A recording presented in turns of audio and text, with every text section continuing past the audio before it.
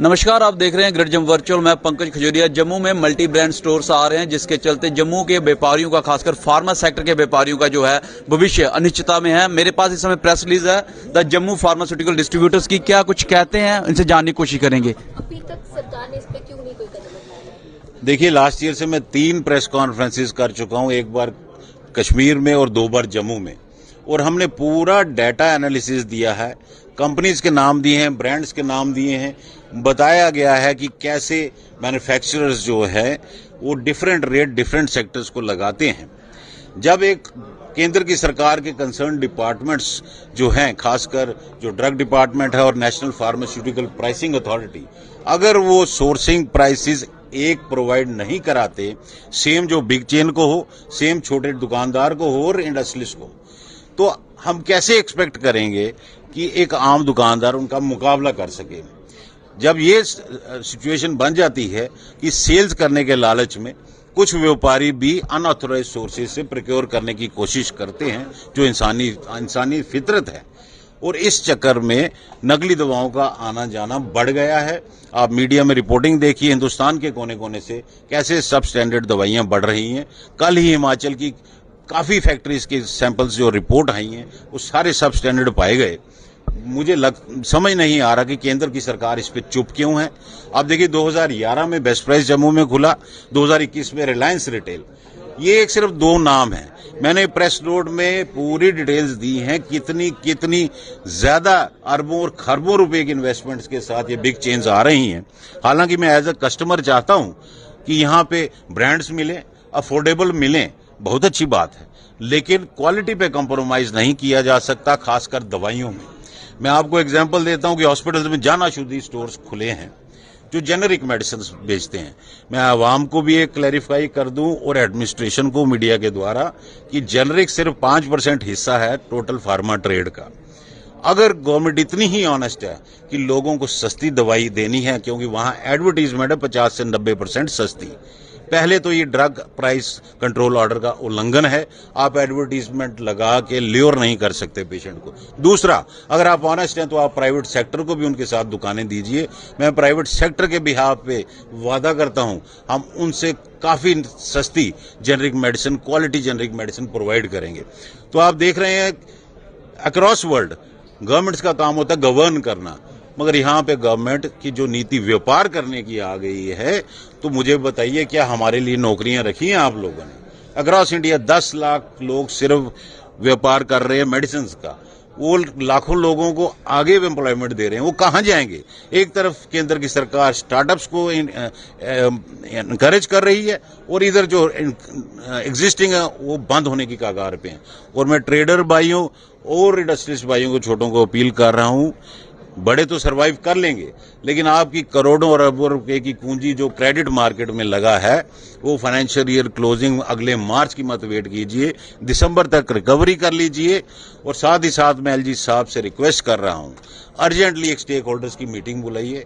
शायद हम इतने समझदार नहीं है, हमें गाइड किया जाए कि हम इतनी बड़ी चेन्स का, जिनकी सोर्सिंग प्राइस हमसे कम है, हम उनका मुकाबला कैसे कर सकते हैं। ऑनलाइन भी कई सारी मेडिसिन मिलती है, क्या उसमें भी क्वालिटी का इशू आता है? देखिए, ना आप बोल सकते हैं ना मैं बोल सकूं। दवा की सूरत, शक्ल, प्रेजेंटेशन देख के क्वालिटी का नहीं पता लगेगा जब तक टेस्ट नहीं होगी। अब कौन सी दवा किसके घर में डायरेक्ट पहुंच रही है, ना तो ऑथोराइज सोर्स से सोर्सिंग हुई है या नहीं। यहाँ पे जो हमारे मेंबर्स हैं वो कंपनी के ऑथोराइज स्टॉकिस्ट हैं। अब इन चीजों पे कॉम्प्रोमाइज हम नहीं कर रहे। सरकार, केंद्र सरकार की जो स्पष्ट नीति नहीं है, जो हम गुहार लगा रहे हैं आज फिर कि सोर्सिंग प्राइस एक कीजिए, चाहे वो छोटा व्यापारी है या बड़ी चेन है, और जायज जो हमारा मार्जिन अंडर लॉ है वो अलाउ करके एमआरपी को रिड्यूस कीजिए। Thank you.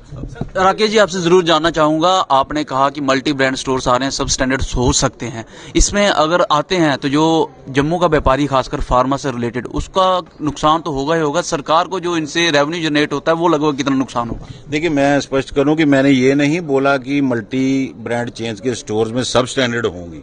सब स्टैंडर्ड कहाँ होगी? वो हमारे मेंबर की दुकान पे भी हो सकती है, अगर वो ऑथराइज चैनल से नहीं लाता है। मैंने इंडिकेशन दी है कि जब ये अनलेवल प्लेइंग फील्ड क्रिएट की गई है केंद्र सरकार की स्पष्ट नीति जो नहीं है, उसकी वजह से नकली दवाओं या सब स्टैंडर्ड दवाइयों का चलन बढ़ेगा, क्योंकि हर इंसान सस्ती सोर्सिंग के चक्कर में ऑथोराइज सोर्स से सामान नहीं लेता है और वो मंडियों में निकलता है। और मैं आपको बोल दूं, ये जो नकली दवा और सब स्टैंडर्ड दवा जो होती है, ये क्रिटिकल केयर पेशेंट्स की जो महंगी दवाइयां हैं, इनमें इनका आना जाना ज्यादा होता है और ये एक डेंजरस ट्रेंड है। और मैं जैसे प्रेस नोट में मैंने आपको एक्सप्लेन किया है, खरबों रुपए की फंडिंग के साथ जो ये चेन्स आ रही हैं, मुझे बताइए, आज आप अमेरिका में अमेज़न का मेन वेयर हाउस देखिए तो वहां पे कोई एम्प्लॉयमेंट नहीं, रोबोट्स काम कर रहे हैं।